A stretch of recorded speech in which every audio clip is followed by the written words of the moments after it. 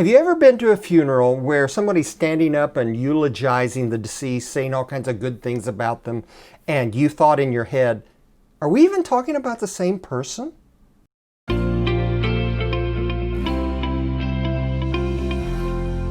You're at this funeral, you know that the person who passed away was a difficult person, maybe even a mean and a harsh person, and yet they're saying so many great things about them, you don't even think we're talking about the same person.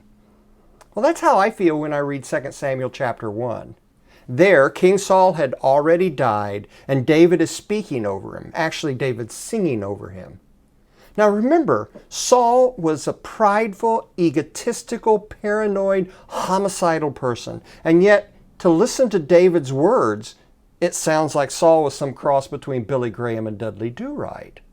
I mean, Saul is this guy who incessantly hunted David down to kill him. And yet David sings his praises and mourns him as if he'd lost his own father. What is that about? Well, I don't know for sure, but I think it's because in that moment, David could see Saul the way God saw him. In other words, David could have the same compassion and mercy and grace upon Saul that God had for Saul. Now, this is important for you and I because we have to remember the people that are in front of us, we have a very limited, narrow view of them. I mean, we don't know everything that's gone into their life, the losses they've had, the hurts they've had. We don't know what's gone into making them the way they are. Our view is limited and narrow.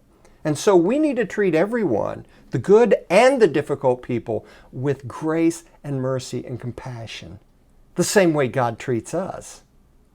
Now, I'm betting that you have a Saul in your life. I'm betting that there's someone in your life that makes treating them this way very difficult.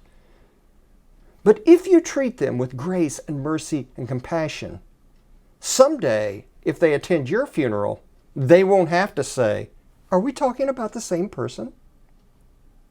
I know it's a challenge, but I believe you're up to it. We'll see you next week.